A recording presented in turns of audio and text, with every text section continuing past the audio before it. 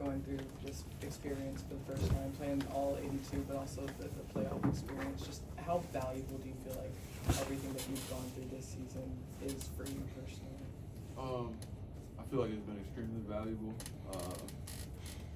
I like to take all the lessons, the good and the bad, the wins and the losses, and try to make the most of them. And going into the summer, that's the plan. We were just talking to Shay and a couple of other guys, and they were saying just how fun this season was, just how connected this group was. From your perspective, just how much joy was there just between this group, both on and off the floor? It's hard to put in words. I haven't been on, a bunch of different teams in my career, but you can definitely feel, even if you don't know what the other side's like, you can definitely feel that this is a special team, special locker room with a lot of special guys in it. Everybody cares for each other, wants to see each other win, and we're all willing to sacrifice for the better of the whole team. And I think that's a perfect recipe to have fun and enjoy. Chet, Mark was saying yesterday that he wanted the feeling after the loss to kind of be like, he wanted the pain to go toward the investment for the future. Just how much are you maybe preserving that feeling and maybe trying to weaponize that? I don't want to just continue to have that feeling all summer, but I'm definitely going to remember it, if that makes sense. Whenever you lose, it's definitely added motivation, to work harder, to be better. And if it's not, then, you just don't really have your mindset on winning. Yeah. What did you learn about the playoffs that you didn't learn about the 82 games? Each separately? Yeah, I mean, you played all 82. Now Yeah. the playoffs, what do you know now that you didn't know going into them? That you know? I guess I know what it's like to go through it, because it's one thing for somebody to say, oh, it's going to be more physical, it's going to be, the game's going to be slower, people can say whatever they wanted to say about the playoffs until you actually play in it. Same thing like playing in the NBA. Somebody can talk to you about it all day long, but unless you've actually done it, you don't really know exactly, what to expect, how to, handle it, how to adjust, as things are happening. And I feel like I, have a good sense of what that's like now. With that, so what do you expect now moving forward from the playoffs? I expect nothing less than what we saw this year. Extremely physical, competitive games. Both teams throwing punches, even in the first round when we played the Pelicans. It's not going to be easy. Teams are going to, try and throw different things at you to knock you off your rhythm, or figure out different ways that you're not as effective against them at. We just have to be ready to weather storms and figure things out in live play, because it's not like a team can come out at halftime and throw something at you haven't seen, have a game plan for, and it's not like you can put the game on pause and go practice it and come back and execute it. So it's just being ready to expect the unexpected and kind of figure it out as it goes. Mark said this is the lowest level that we'll see you just due to your work ethic in the offseason. Do you agree with that assessment? Yeah, I expect nothing less from myself than to work extremely hard to become a better player. I don't plan to come back next year as a worse player or an equal player. I plan to come back better in many areas. Bismack said that he didn't play all 82 until his 5th year in, and he said his body hurt after the season was over. What do you say to that after playing 82 plus 10? Yeah, 15. Appreciate it.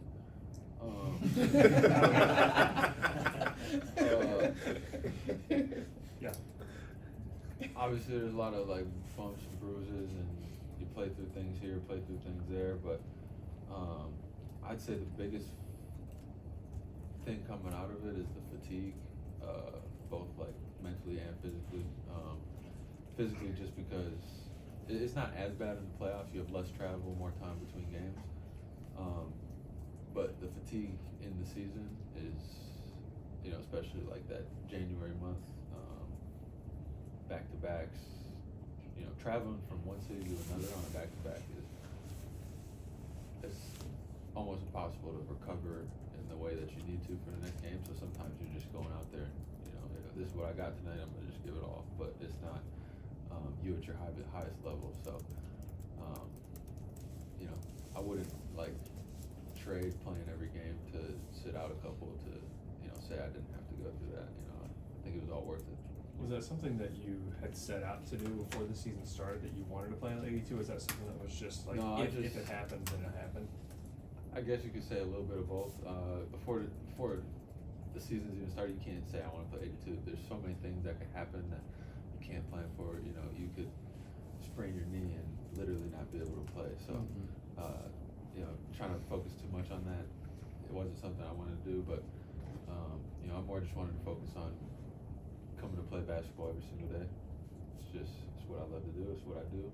And if there isn't a really, really compelling reason for me not to, I'm gonna go play. I know you mentioned how you have a long way to go in your career, but are you able to put into perspective just how great of a rookie season you've had? Too early. Chet, I haven't thought about it. Sorry, Chet, you said yesterday that nobody wins 15 straight rings, so you know you're gonna feel last night's feeling again. I just wonder, I think the optimism from a lot of people from you guys' finish comes from people seeing the youth on this team and the potential window there. Is just, how do you view that concept of a championship window? In this league, nothing's guaranteed, and things change so fast that all we can really focus on is improving to the best of our abilities and being the best team that we can be coming into each year. And that starts now for next year. And we can't worry about what we might look like or what opportunity we might have in 3 years, because there's so much that isn't guaranteed. They always post the graphics after each season. This is what the NBA looked like 5 years ago, and there's 15 All-Stars in different jerseys. You know what I mean? So it's so much changes in the NBA, and your season could come down to one injury at the wrong time. You can't focus on a time span that wide. You just got to focus on today, tomorrow, putting a plan in place for the off season, to get you in the right position for next season. And then when the season starts, it's the same thing. Show up day one ready to work and put together a plan to put yourself in the best position towards the end of the regular season. That's what we're gonna do. That's what we did this year, and that's what we're gonna continue to do year in, year out. Is there a moment from last season where you couldn't play that you look back on from maybe like a conversation or an interaction you had with somebody that you look back on today, maybe to help you throughout the season? I definitely thought back to it, whenever something was challenging, or I woke up really fatigued on a back-to-back type of thing. Just being grateful that a year ago I wasn't even afforded the opportunity, so now I have the opportunity. I gotta, I owe it to myself and the people who helped me get back to being healthy and able to play. I owe it to myself and them to go out there and take full advantage of the opportunity. I don't know if you're gonna work out with any players or anything, but how much do you look forward to those summer workouts with those other players, greats like KD? I love the off season. I love working out. I love playing pickup. And you want to play pickup against the best players that you can find. So whoever's willing to get in the gym and hoop, I'm gonna be there. There are some guys that say they don't want to work out with other NBA players because they don't want to show them what they have. There are some guys that love working out with.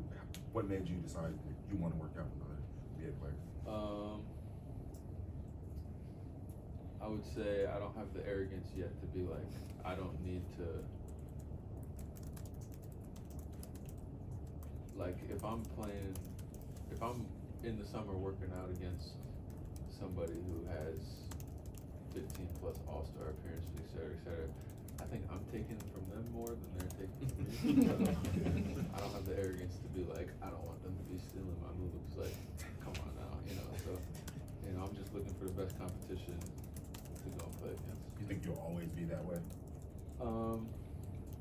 Yeah, I mean, I feel like even if it's the other way around, you know, I'm just, you know, the like artist in me of like the way I look at basketball. I just want to push the game forward. So if there's a young dude who wants to come to the gym and, you know, get working, you know, I'm gonna think back to myself now and be like, you know, I was in that same position. You know, as long as they're going about it the right way and treating the game with respect, like come work out. Do it. Chet, you're coming off a series against the Mavericks, against two of the more creative finishers in the entire league with Kyrie and Luka. How do you feel like you've gotten better as a rim protector going against guys like that? Yeah,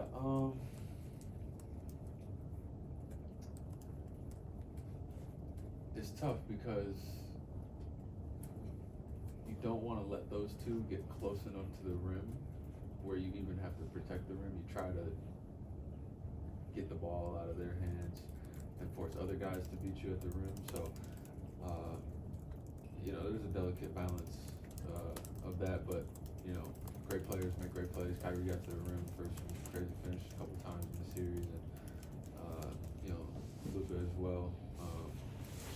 You know, you gotta respect the passing, so, you know, it makes you hesitant sometimes. I mean, it's just getting that experience and understanding how different guys play, you know, how they make reads, what they like to do. You know, it can only make me better for the next time around. Do you think that's something that a lot of fans don't see, of just like the difference between rim protection and rim deterrence, of just not even letting guys get shots up? I'd say the people who only look at the box scores don't see that, but people who understand the game and watch the game, you know, see that, like when somebody has a layup and they don't attempt it, you know, that's not going in the stat sheet, but you know, it's I guess you could say a winning play, having that to your advantage. So I mean, it's just as important as blocking a shot and keeping somebody from attempting a high percentage shot too. So whether other people see it or not, I'm gonna try and make it a play though. That's a little about wanting to be a Player of the Year or All-NBA defender, and what it would take to get into those conversations. What do you feel like it would take for? I don't know what more he could do. Honestly. Chet, Extremely talented. Like, sorry, I'm offended. Yeah, he deserves more votes, more recognition for that stuff. He shouldn't have to say it. Nobody should have to say it. It should just kind of be obvious. But you know, he deserves it, and I definitely feel like these playoffs have opened some eyes. so how do you describe Shea's leadership this season, or even when you were not playing last season? What did you see in him? You know, he leads in a lot of different ways. You know, he's not the most, I'd say, vocalizing leader.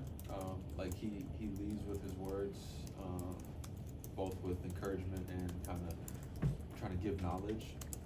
But I'd say the biggest way he leads is with example. You know, a lot of times he's first one in here, last one to leave, and you know, he's always doing the right thing on and off the court. And on top of that, he's a high level talent, so it's hard not to try and follow suit with what he does. And you know, that's been a big part for us this season, and a big reason why you know, so many of us have been able to, you know, reach for improvement. Do you plan or want to play with the select team this summer? I don't know. I haven't thought about that yet. So yeah, I don't know. We'll see. Shea said that he thought that this group could win a championship if you guys put the work in. Do you agree? I mean, yeah, I'm always say if you put the work in, anything's possible. So I agree. Anybody else? Chet, have you rewatched any part of last night's game? Yeah, I've seen a few of the clips. There were a couple clips I rewatched during the game. When I was on the bench, like telling our video guy, pull that up, let me see it one more time, so that I can kind of see from a bird's eye perspective, see the play and what mistake I might have made. But but I haven't watched it in its totality.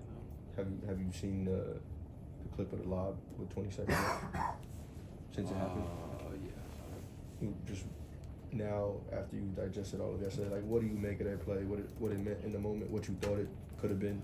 I think it was a great attack by Shea to get downhill and force the help, and then make the right read. And I was able to go and finish it, and it was the right play, and we executed it well to give us a lead with 12 seconds left or whatever, which in any game you'll take. You always want a lead with 12 seconds left, and then that doesn't guarantee a win. So credit to the Mavs, they were able to make a play on the other end and win the game. And I know the next play kind of will make it swept under the rug, but is that maybe the craziest play you've ever made that we didn't decide a game? I don't know, honestly. I don't think it was like a crazy play. I feel like it was a pretty normal play. It was just at a significant time, I guess. Anybody else? Thank you, Jack. Thanks, Chad.